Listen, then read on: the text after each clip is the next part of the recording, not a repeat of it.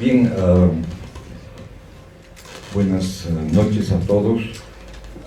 En primer lugar quisiera agradecer la presencia de docentes, estudiantes de la carrera de Sociología, público en general, algunos invitados especiales que tenemos, y el motivo que nos reúne en esta ocasión es precisamente presentar una de las investigaciones realizadas por Mirko Vera sobre la temática educativa. De alguna manera, la presentación de este libro se encuadra en uno de los objetivos centrales del IDIS, que consiste precisamente en difundir las investigaciones de tanto de docentes como estudiantes de la carrera. En este proceso de selección de investigaciones, de alguna manera, lo que se trata de hacer es que estas investigaciones sean investigaciones efectivas, investigaciones que generen un impacto social y que de alguna manera, a partir de los resultados que se obtengan, generen y conmuevan principalmente a nuestra sociedad. Dentro de esas investigaciones se plantea también como uno de sus objetivos visibilizar, mostrar algunos problemas sociales que son importantes y que son necesarios de abordar, pero también dentro de los objetivos mismos de la investigación es desarrollar la reflexión sobre problemas sociales, es decir, poner sobre el tapete de la discusión algunas temáticas que en algunos casos han sido mal abordadas o parcialmente abordadas. La publicación de los textos y en general la difusión de las investigaciones es una de las tareas que tiene el IDIS y que obviamente tiene que ser necesariamente cumplida por todo el personal que apoya este tipo de investigaciones. Y en este sentido estamos hablando de nuestro personal de apoyo que colabora permanentemente con las investigaciones, los miembros de planta del instituto, pero también todo un conjunto de autoridades, todo un conjunto de personas que de alguna manera contribuyen desde el sitio en el que están a que se puedan difundir las investigaciones. Lastimosamente, en el pasado teníamos uno de los grandes problemas, que era precisamente la difusión de las investigaciones. Y a veces caíamos en el hecho de que investigábamos por investigar, si vale el término. Es decir, investigábamos para los estantes. ¿No? ¿Por qué? Porque no teníamos ese proceso de difusión, que es uno de los grandes problemas que en la actualidad no solo tiene la carrera de sociología, sino en general toda la universidad. Hemos tratado en lo posible de que todas las investigaciones extracurriculares que se realizan en el IDIS y dentro de la carrera de sociología estén por lo menos disponibles en la página web del IDIS de manera virtual, y en algunos casos, dependiendo de alguna manera de la propia calidad de la investigación, se ha determinado imprimirlas y mostrarlas en su formato físico. Bien, el texto que presentamos esta noche es el libro de Mirko titulado Dispositivos digitales y dispositivos sociales, un episodio de la precariedad educativa en la era digital. Es una investigación realizada dentro de los marcos institucionales del IDIS. Y contó con la participación, esto es bueno destacarlo siempre, con la participación de las universitarias Roxana Quispe como auxiliar de investigación, Tatiana Vilca Paco, Curmi Fernández Reinaga, Natalia Heredia, Natalia Rocha como asistentes de investigación. Es una investigación que aborda los dos últimos cursos de colegios fiscales en la ciudad de La Paz, donde el autor desmonta, si vale el término, la educación virtual y de alguna manera nos muestra los límites de este tipo de educación. En esta ocasión, en una primera instancia, vamos a ceder la palabra al autor del libro, el doctor Mirko Vera. Respecto a Mirko, la mayoría de ustedes lo conocen, pero Mirko es sociólogo, doctor en Ciencias del Desarrollo por el CIDES, tiene una maestría en Desarrollo Social, trabaja en temas de Sociología del Trabajo, del Género, Sociología de la Educación, Desigualdades Sociales, Sociología y Antropología de la Alimentación. Es docente de la carrera de Sociología de la UNSA y del posgrado. Autor, entre otros textos, de La Ruta del Agachado, Trabajo, Género y Alimentación en la Calle, y también fruto de una investigación promovida por el IDIS. Adelante, Mirko.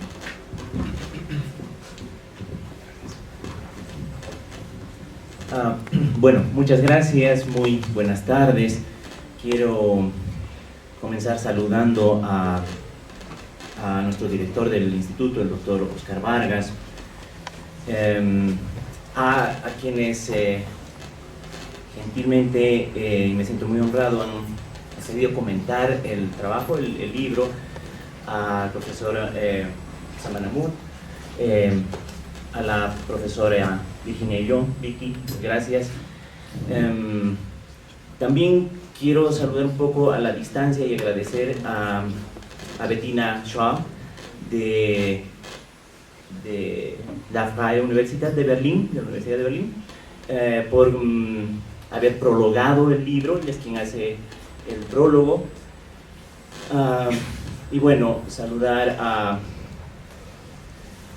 compañeros, compañeras aquí presentes. Bueno, nuestra Mónica Navia, que siempre hace un trabajo arduo y excelente de edición de los documentos del IDIS. Bueno, a Nadia, que es la que hace andar la maquinaria de interacción en el IDIS, ¿no? Muchas gracias.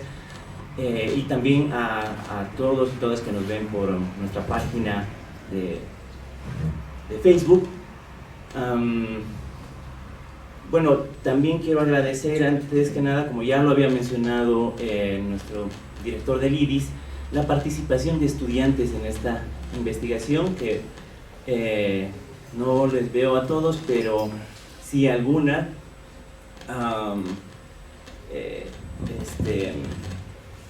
Y que está al inicio de los créditos en el libro, Roxana Quispe, Tatiana Vilca, Curmi Fernández, Natalia Heredia y Natalia Rocha.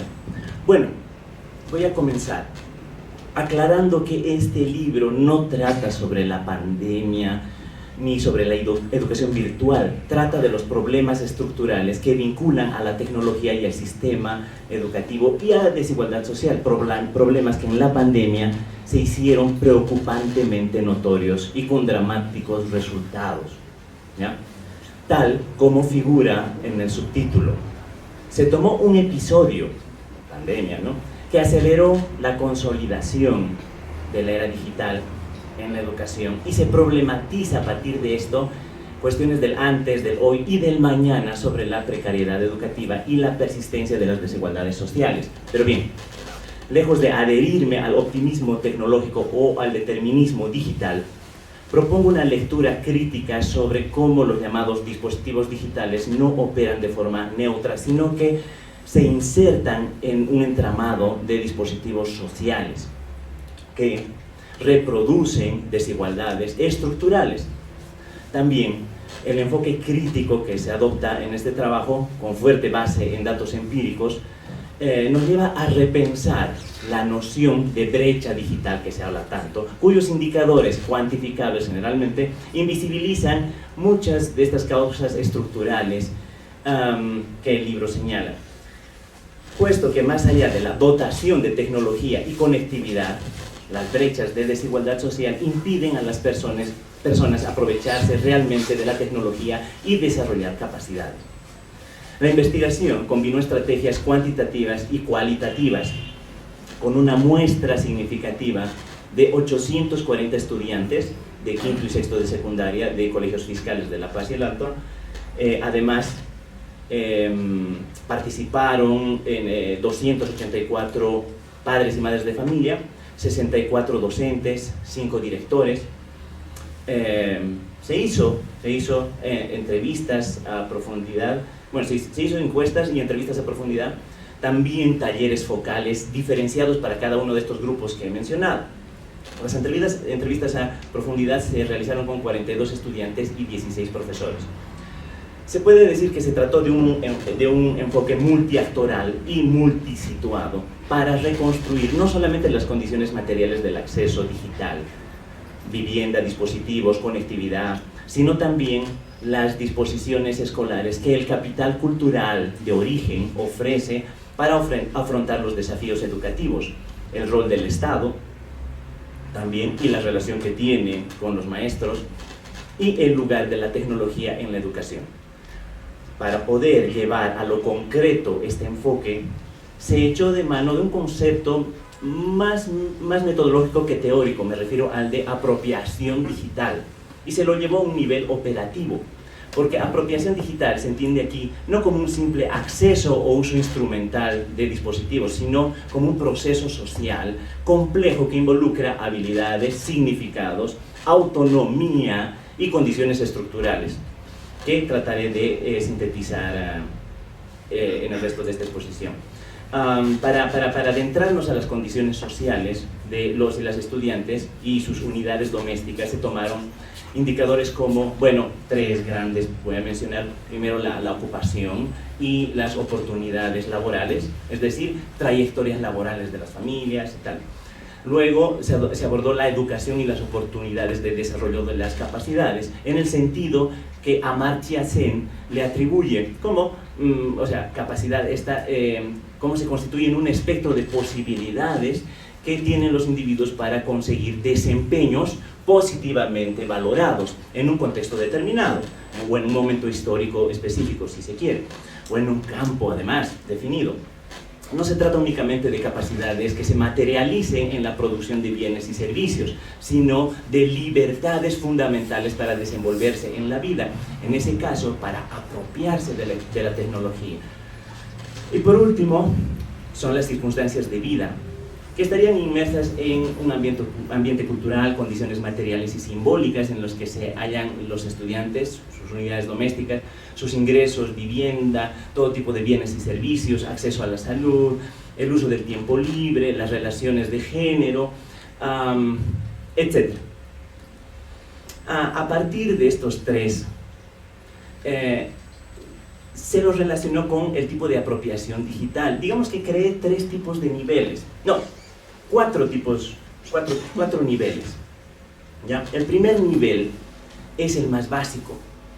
Es cuando se tiene un uso pasivo del dispositivo, el puro usuario consumidor para la comunicación y el entretenimiento. ¿Ya? Poco tiene esto o nada quizá de apropiación digital, más que con habilidades de manejo y búsqueda de material audiovisual, juegos o informativo de cualquier tipo. El segundo nivel, posibilidades de cambiar y desarrollar algún tipo de producto con el material conocido y extraído de Internet. U otra aplicación, digamos, del dispositivo, como para editar imágenes, audios, texto, ¿no? Ahora, el tercer nivel es cuando esto anterior que mencioné se lo lleva al ámbito académico. Y el cuarto nivel, donde se desarrollaría plenamente la apropiación digital. Se trata de habilidades que podrían considerarse especializadas, que están orientadas específicamente a fines educativos con proyecciones laborales, o de alguna ciencia o disciplina específica, donde el empleo de la tecnología le permite al sujeto discriminar información y producir información propia, ¿no?, con estos fines que he mencionado. ¿A qué se llegó a comprobar? ¿Qué se comprobó? De todos los estudiantes, el 92% alcanza el primer nivel de usuarios pasivos, y de este porcentaje la mitad no contaba siquiera con ningún tipo de disposición cultural proveniente del origen, es decir, el entorno social, es decir, menos de lo básico incluso. Ahora, el 74.1% pasó también al siguiente nivel, es decir, el segundo nivel que he mencionado, y de este 74.1%, una tercera parte tampoco contaba con disposiciones escolares previas de origen de la familia. Ahora, luego el 46.6% alcanzó el tercer nivel. Bastante bien, o sea, casi la mitad, ¿no?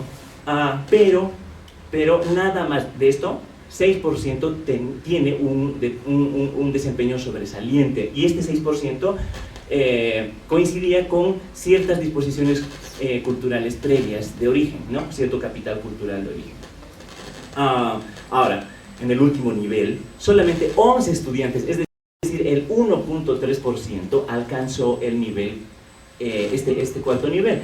Y todos estos, es decir, los 11, provienen de unidades domésticas con cierto capital cultural previo, estudios superiores o inmersos en alguna actividad que estimule su apropiación, etc. Entonces, este cuarto nivel es el más próximo al ideal, digamos, ¿no?, de aquellas habilidades que permite buscar, seleccionar información críticamente. Sin embargo, se encontraron casos con este potencial en desarrollo entre el tercer y cuarto nivel, pero juntas apenas llegan al 6% del total.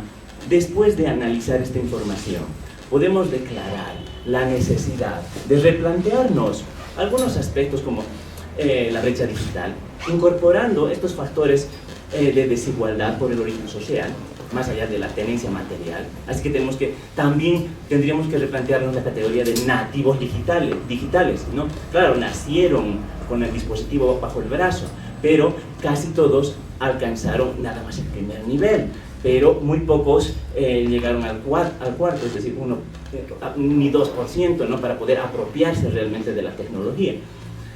Entonces, las conclusiones de mi trabajo, después de esta experiencia, que como dije, se agudizó tras la pandemia y la forzosa inmersión en la educación virtual, tenemos como resultado, digamos, una gran desconfianza. Primero, una gran desconfianza hacia la educación virtual, ¿no? Tanto estudiantes como padres llegaron a considerar que no se aprende de verdad con las clases virtuales. Y bueno, también hay otro problema. Aunque ahora nos hemos adaptado un poco más, en ese momento, por ejemplo, se agudizó la idea de que estos espacios o esferas diferentes de la escuela y el hogar, es decir, doméstico y educativo, y la superposición de ambas produjo un malestar y desorganización, ¿no? Además, esta confusión de espacio también fomentaba en muchas personas el autoengaño educativo, ¿no? Estoy conectado, estoy pasando clases, aunque estoy haciendo 20.000 otras cosas. Lo otro es que los hogares más pobres enfrentaron a veces una triple carga, es decir, a veces escaso espacio físico, falta de dispositivos y el tema de la atención y con la presión de tareas escolares que recaían muchas veces, en el mejor de los casos, sobre los familiares, reproduciendo roles tradicionales que además han sido invisibilizados en la narrativa oficial. Además, otro aspecto, muchos docentes se sintieron desbordados, sin respaldo institucional y con pérdida de autoridad pedagógica. ¿Quién les va a hacer caso si hay tanta información en la red? Y en parte se debió al mantenimiento de un modelo educativo tradicional, aplicándolo bajo un formato de educación digital. Esta contradicción. Ahora, bueno, en términos institucionales, la educación en Bolivia fracasó como política pública, no solamente por la falta de dispositivos, como vengo diciendo, o conexión entre internet, ni por la reticencia de los maestros a políticas gubernamentales solamente, sino por la no consideración de las profundas desigualdades estructurales y culturales que determina quién puede realmente apropiarse o no de la tecnología. Y esto vale tanto para profesores como también para estudiantes. El otro punto es que la idea del nativo digital se revela como un mito un poco o no generalizable, porque en contextos de pobreza urbana muchos jóvenes pueden usar la tecnología, pero muy pocos para el aprendizaje autónomo, la selección de información o resolución de tareas complejas, ¿no? Tal como Bolton, y cito a Bolton, la igualdad de acceso no crea la igualdad de competencias. Si usted no tiene la información básica para circular en la red sin la capacidad de organizar y de jerarquizar las informaciones, se hundirá bajo el número y la diversidad. Entonces, finalizo, la investigación no es de un solo tiempo y se evidenció que la apropiación digital no es lineal ni automática, para nada, y está fuertemente condicionada por el capital económico, social y cultural de los hogares y los estudiantes. El uso de tecnologías en contextos de precariedad no garantiza aprendizaje significativo, ni siquiera inclusión educativa, aunque ideológicamente a veces se maneja ese discurso. Por el contrario, puede reproducir desigualdades ya existentes, disfrazándolas de modernización. El libro pretende ofrecer herramientas conceptuales y datos empíricos que permitan comprender cómo la tecnología, lejos de ser neutral, como dije al inicio, funciona como un dispositivo social que reproduce o puede prevenir desigualdades estructurales cuando se enmarca en políticas efectivas, sostenidas y sensibles al contexto. Cuando digo dispositivo social, lo digo pensando en los dispositivos de poder y los dispositivos de exclusión que no podemos ignorar, del que nos hablaba Foucault o Lloyd Bacon, porque estos dispositivos sociales se constituyen en mecanismos institucionales y simbólicos que operan de manera estructural para reproducir desigualdades, marginar, controlar y disciplinar. Y los más desaventajados son los sectores populares, tal como Castells y Manet advierten. Los dispositivos digitales se convierten en herramientas de caos y discriminación, porque los más aventajados aprenden más rápido. En cambio, los otros, los menos aventajados, más bien se retrasan. Bueno, muchas gracias.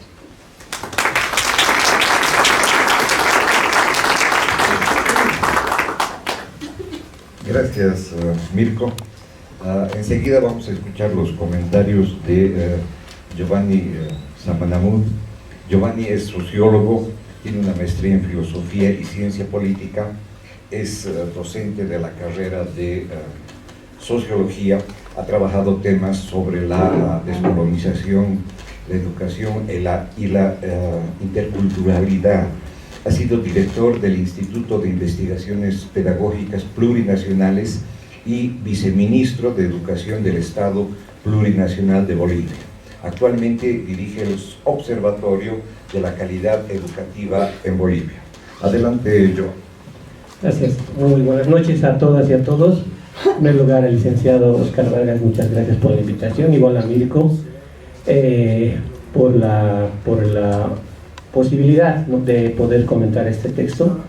Y en ese marco yo quisiera más bien, ya que Mirko ha hecho un resumen bastante preciso del documento, y ya les ha spoileado. Yo quisiera simplemente plantear el texto del Mirko en el contexto actual de la discusión poco política en Bolivia, porque algunos elementos que él ha explicado muy claramente, probablemente en el contexto boliviano no se los entienda muy bien, ¿no? Esto que decía al final, que es que las tecnologías, cuando se aplican en el campo educativo, en lugar de generar igualdad, generan desigualdad. Es algo que incluso se ha experimentado en algunos países durante mucho tiempo, el impacto de la tecnología en las brechas sociales y educativas. Y claramente es perfectamente coincidente con lo que dice Mirko, ¿no?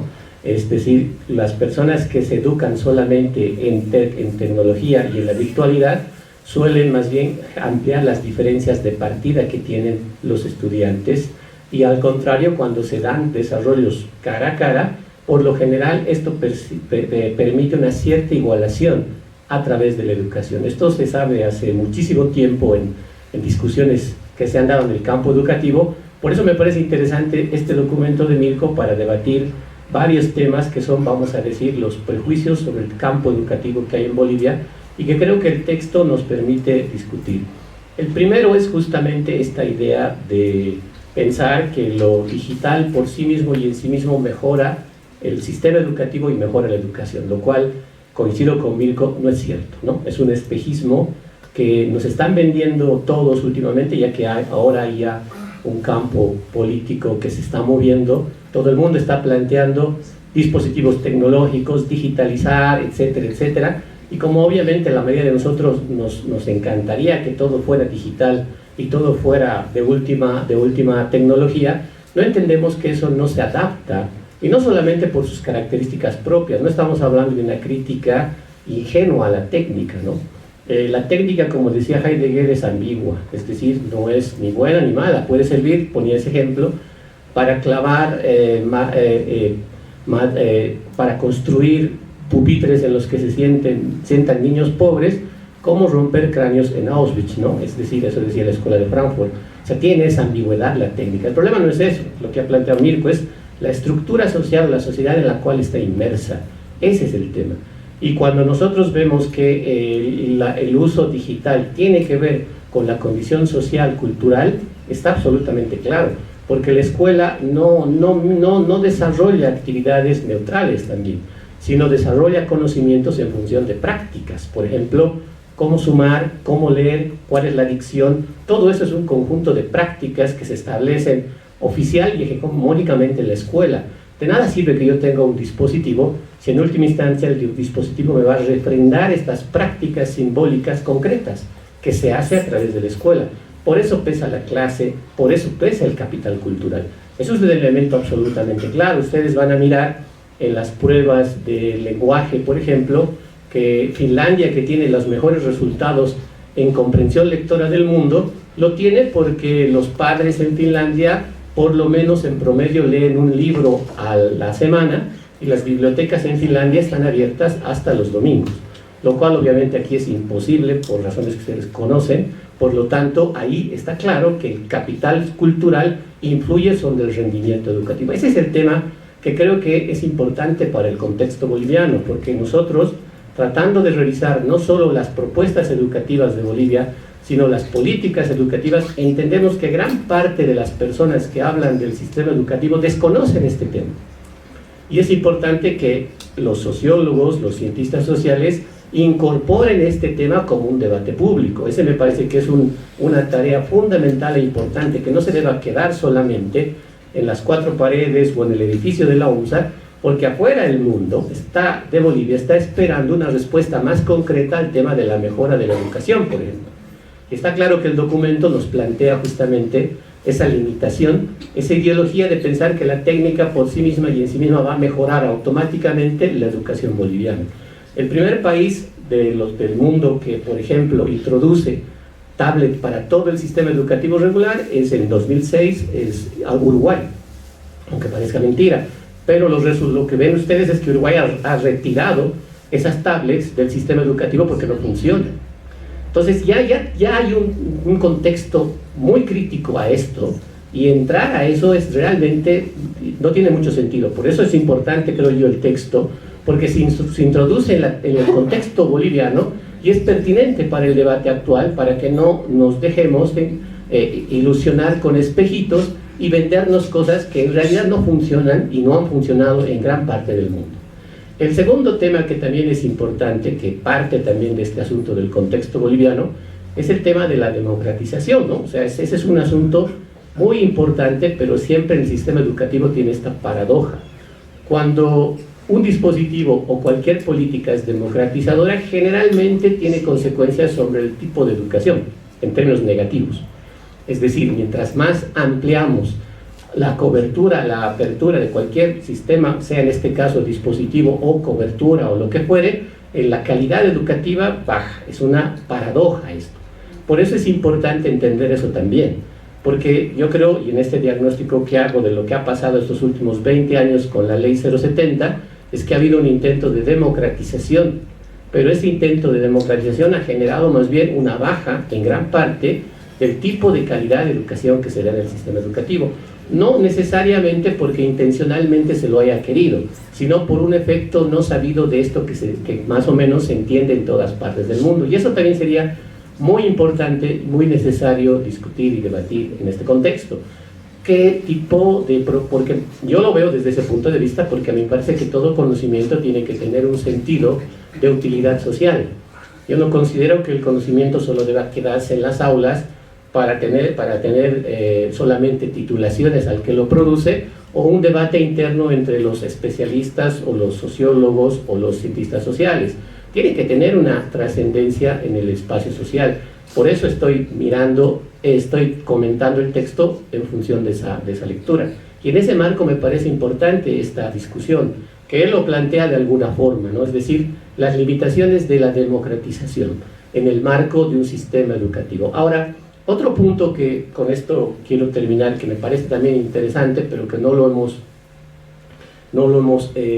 está tan explícito, pero plantea en Bolivia, y aquí como se concentra en colegios, sobre todo fiscales, es el país que tiene la brecha más grande entre educación pública y educación privada en América Latina. Es decir, un chico de colegio fiscal está en una condición mucho más desventajosa que un chico que el colegio privado en Bolivia. Esta brecha es más corta en otros países del propio continente, pero en Bolivia es la más larga. Ahora la pregunta es ¿por qué?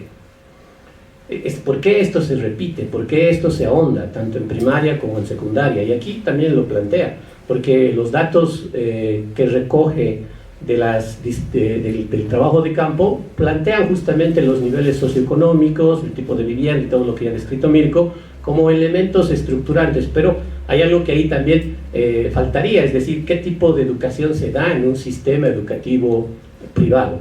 Muchos de esto tiene que ver con la forma de organización del sistema educativo privado, ¿no? O público y privado, porque muchos profesores no es que son los diferentes. Ustedes tienen un colegio aquí a 2-3 cuadras. Ese colegio tiene fiscal, tiene también convenio, tiene público, tiene privado. Y son los mismos profesores que dan clases en los 3 niveles. Por lo tanto, es el mismo profesor que tiene desempeños diferentes en unidades educativas administradas de manera diferente. Entonces, ese es un tema también interesante que hace a lo que Mirko llama problemas estructurales. Por lo menos este es un problema estructural de la educación boliviana. Entonces, para terminar, me parece, vuelvo a repetir, muy importante que se discuta y se debata este tema. Lo que la sociología puede ofrecer al análisis de la educación en Bolivia, para mí es importante en el contexto boliviano, porque hay muchas cosas que los políticos y la gente que maneja política pública no conoce, no comprende, pero no basta con hablar con ellos. Yo creo que lo que hay que hacer es difundir esto en un debate hacia la opinión pública. No tenemos otra opción, porque yo dudo mucho que en la política se pueda tener repercusión con un documento como este, pero sí en la población, porque si uno va y discute, por ejemplo, estos temas con los profesores, o discute estos temas con algunos padres o juntas de familia, entienden perfectamente. Y no lo digo solo por decir, sino lo digo por experiencia propia. Donde mejores resultados hemos tenido nosotros para difundir algunas cosas han sido con los profesores de unidades educativas o directores, y en algunos casos distritales, que entienden perfectamente el tema. Ahora, va a pasar mucho tiempo para que esto cambie, Pero el enlace que debe haber, en mi opinión, de este tipo de investigación con ese tipo de público es más importante que los políticos, porque los políticos están condicionados por otro tipo de fuerzas, totalmente diferentes a lo que nosotros podemos plantear desde aquí. Entonces, yo saludo muchísimo el documento del MIRCO, me parece un texto muy interesante, muy pertinente para el debate educativo boliviano y de políticas públicas, así que yo espero que se pueda difundir no solo en el marco académico, sino también discutir con las personas que están interesadas, porque cuando uno le muestra estos resultados a un padre, obviamente que el padre se pregunta por qué está mal. Y ya solamente el hecho de plantearse que el problema educativo no es solo un tema de democracia, de acceso, de cobertura o de tecnología, sino también es un problema de desigualdad social, ya pues obviamente cambia la forma de mirar el tema educativo. Y la gente ya no piensa que solamente el problema educativo en Bolivia es el profesor, que es el prejuicio usual que se tiene. El profesor es malo, el profesor no sabe, pero cuando uno entiende el contexto estructural, tiene otra manera de mirar. Y ya ese cambio para mí es significativo, así que me parece un buen texto y espero que tenga mayor difusión que aquí en la universidad. Muchas gracias.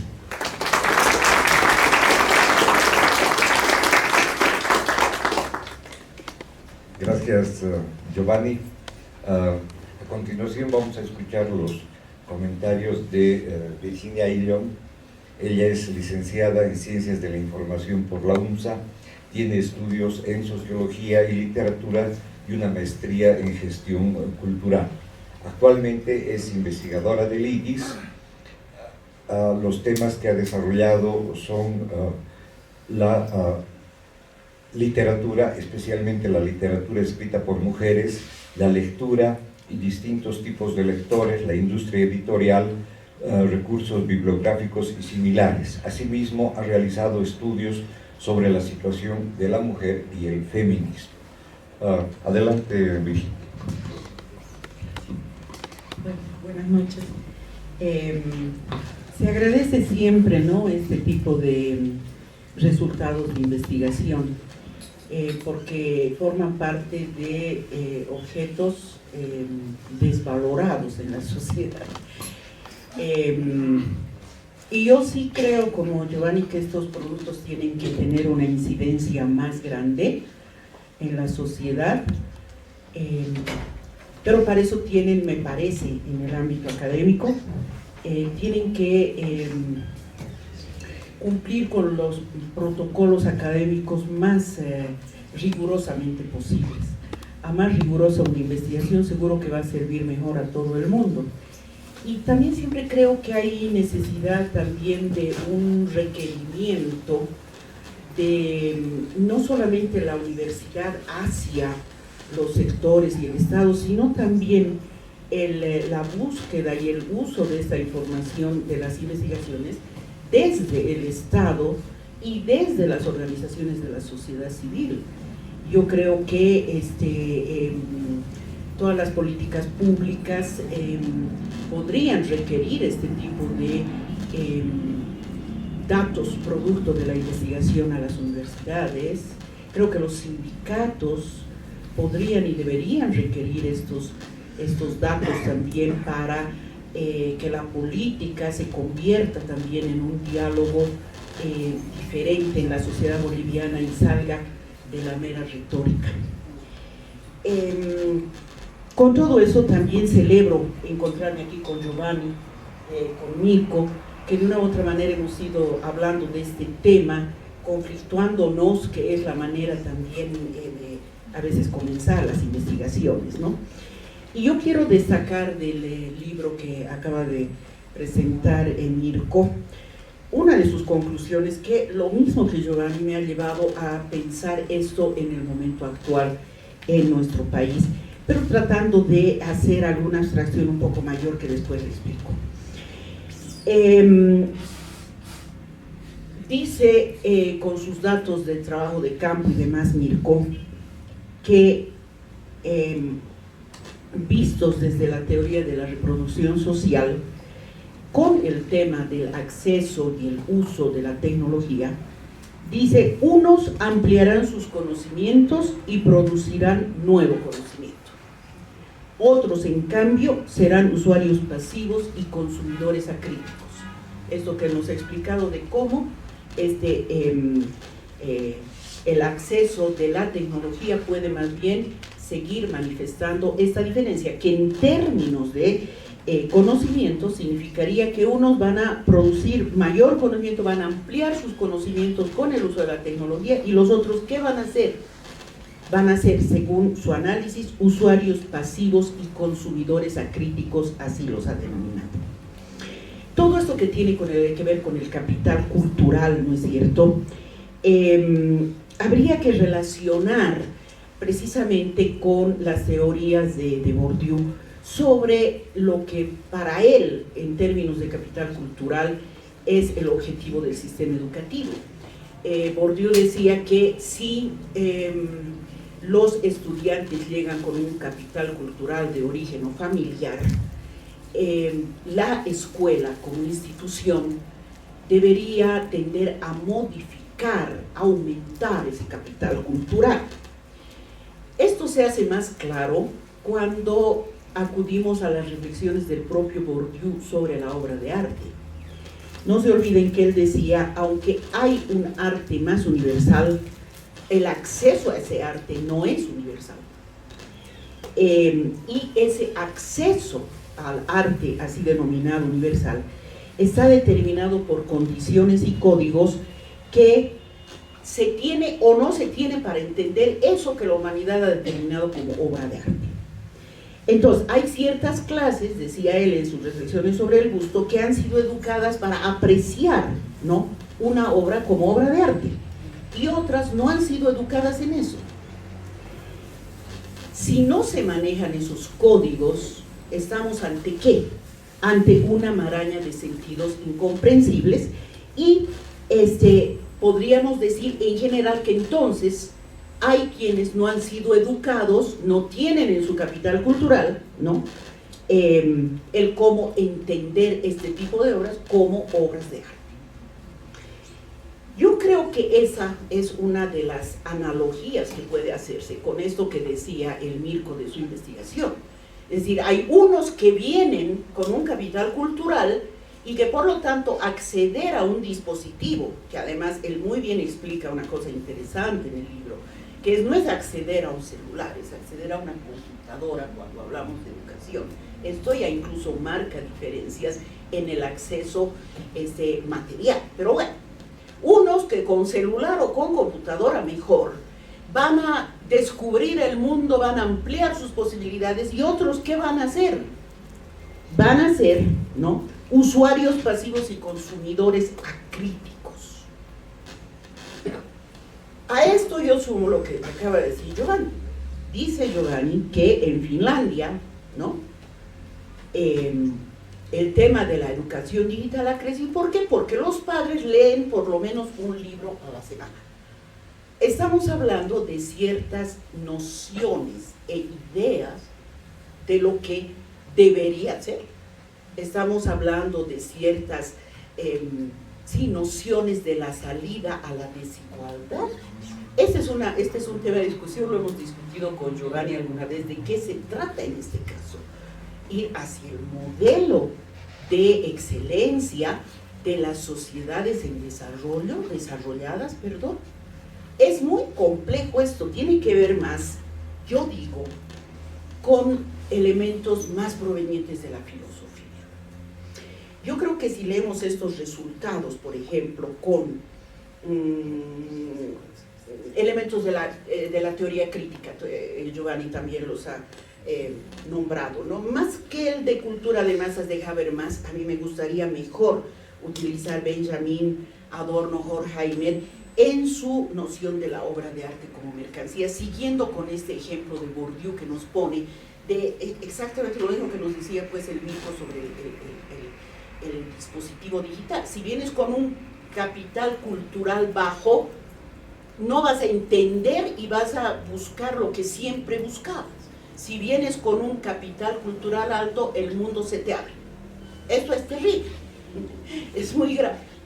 Entonces, como esto dice también Bourdieu respecto de la obra de arte, quienes han reflexionado sobre la obra de arte en la sociedad, ya parece entonces preparándose para el neoliberalismo, ¿no? Después de la Segunda Guerra Mundial, preparando, digo, porque son obras que se crean en el 36 y el 40 y tantos, Benjamin, Horkheimer y Adorno. Cuando empieza todo este tema de la mercantilización del arte como sistema en la globalización. Por ejemplo, Walter Benjamin, en su lindo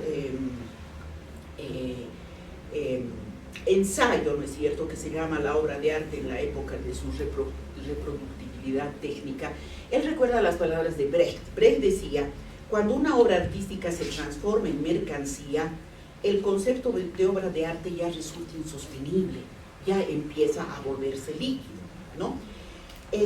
Porque cuando Benjamin reflexiona sobre el cine, por ejemplo, ¿no?, y dice, un arte como el cine no puede producir valores culturales por definición, porque estos valores están basados en la singularidad, recordemos. Entonces, ¿qué hace? Produce un valor intrínsecamente político, ¿no? Entonces, el arte ya en el momento de la mercantilización ya pierde su autonomía como arte propiamente dicho, ¿no? Entonces sus repercusiones políticas son muy grandes, Entonces, cuanto más disminuye la importancia social del arte, ¿no?, más se disocia la actitud crítica del público, más se disocia el placer, por ejemplo, del arte. Entonces empieza a volverse, ¿no?, un disfrute sin crítica. No existe ya la crítica, esta actitud que nos decía el Mirko de que los que vienen con poco capital cultural son consumidores acríticos. Y por eso traigo a colación esto. Porque el momento de la masificación del arte, la capacidad crítica de la sociedad frente al arte reduce. Y Giovanni nos decía, cuando más se democratiza la educación, la calidad educativa baja como tendencia general. Muy bien. En ese mismo sentido, ¿no es cierto?, cuando Adorno y Horkheimer, eso que ellos crean y que ahora se ha puesto de moda, que se llaman las industrias culturales, y que ellos crean en su ensayo que se llama Dialéctica de la Ilustración, ¿no es cierto?, cuando lo que hacen es ver que en el intento de crear industrias de entretenimiento, pero industrias grandes de entretenimiento, lo que da como resultado político precisamente es la homogeneización cultural. Es decir, precisamente todo este tema que estamos hablando de la masificación, la democratización, va sometiendo a la sociedad hacia la homogeneización, que es lo estandarizado, lo repetitivo, la reducción de la diversidad de las expresiones culturales y, más importante, la limitación crítica del público que va perdiendo esta capacidad crítica, ¿no? Entonces hay también un engaño, es exactamente el engaño que Mirko dibuja en su investigación sobre los padres de familia, que si hasta la pandemia los padres consideraban a los dispositivos digitales y la tecnología como una posibilidad de mejora laboral, mejora educativa e incluso de movilidad social, cuando están con sus hijos lado a lado en el comedor y viendo qué sucede y todo eso, sufren una especie de desengaño. Pues esto sucede precisamente, ¿no es cierto?, cuando con este tipo de sensaciones que produce la masificación, sensaciones de libertad, sensación de elección con productos novedosos que parece que son originales y demás, crean un engaño, ¿no es cierto?, también masivo, que luego viene a producir este desengaño, Ahora bien, ¿esto hacia dónde va? No se olviden que, por ejemplo, David Harvey, cuando está haciendo su dibujo sobre el origen del neoliberalismo, él dice que el neoliberalismo en realidad lo que se ha creado para la recomposición de las élites después de las crisis económicas. Esto también podemos comprobarlo aquí. Es decir, el 21060 lo que hace es reconfigurar, ¿no es cierto?, las élites económicas y sociales en el país. Pero también Harvey dice, no solo las antiguas y tradicionales, sino también las nuevas. Porque estamos haciendo, esto es lo que me parece que de contexto hay que poder explicar los resultados del libro de Mirko. Hay el contexto obviamente más próximo a los sujetos que han sido estudiados, pero hay el contexto más grande, que un poco se ha aproximado el Giovanni, y que yo diría que así como él se ha aproximado en términos de políticas educativas, yo lo completaría con digamos, el diagnóstico social. Y se da esto de la tecnología en un momento de recomposición de clases sociales en el país, pero que tiene que ver con ¿qué? Con esto de Finlandia, ¿no? Tiene que ver con un imaginario de sociedad. Tiene que ver con una calificación de esto que ha sido planteado políticamente y que necesita ponerse apellido, nombre y apellido a esto que es un nombre que es el vivir bien.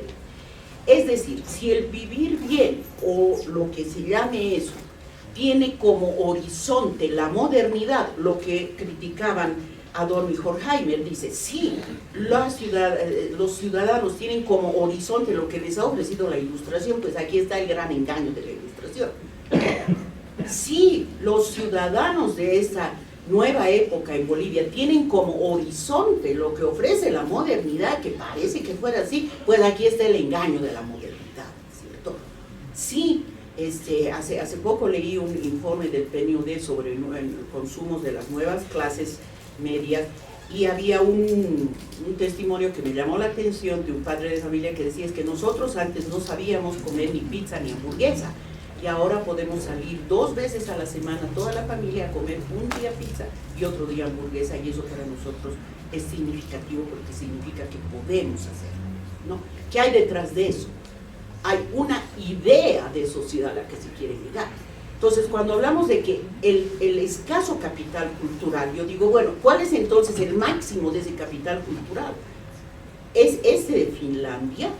Y si es así, estamos hablando de una forma de concebir el ideal de sociedad que buscamos.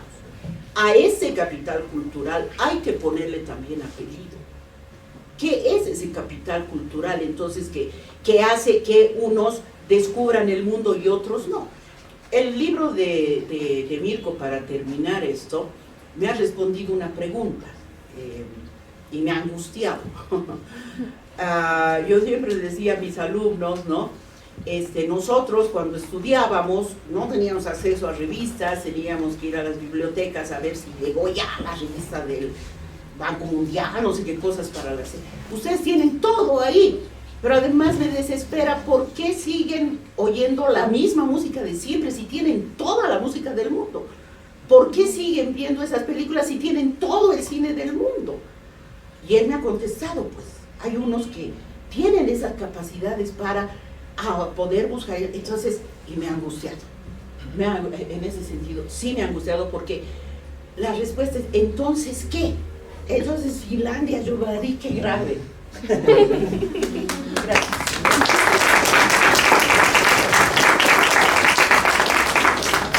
Gracias, Virginia. Mirko, no sé si quieres decir algunas palabras finales.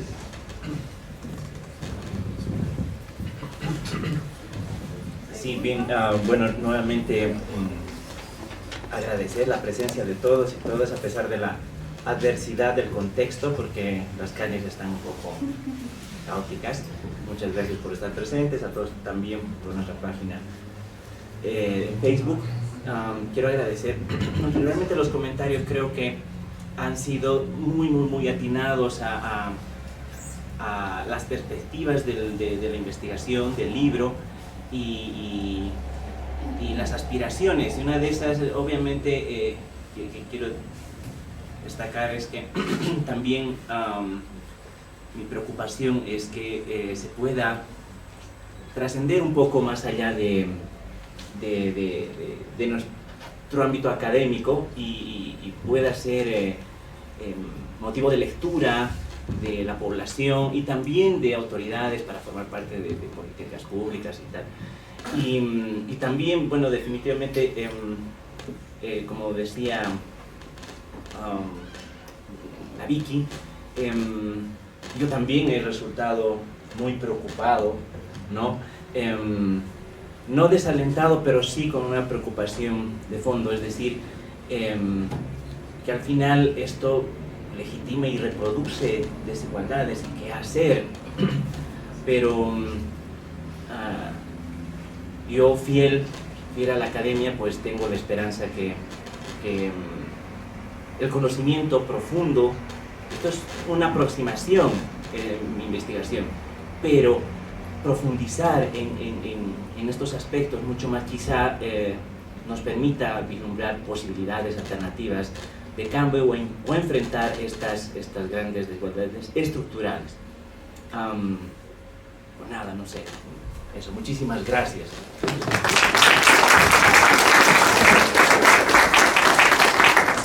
Bien, público presente, mil gracias a nuestros comentaristas, gracias a Mirko, a todos ustedes. Creo que el objetivo, digamos, de la presentación de este libro era fundamentalmente generar una motivación para leerlo, para profundizar en la lectura, para profundizar en la temática. Y creo que ese objetivo ha sido sobradamente cumplido. De mi parte y de parte del IDIS, muchas gracias por su presencia.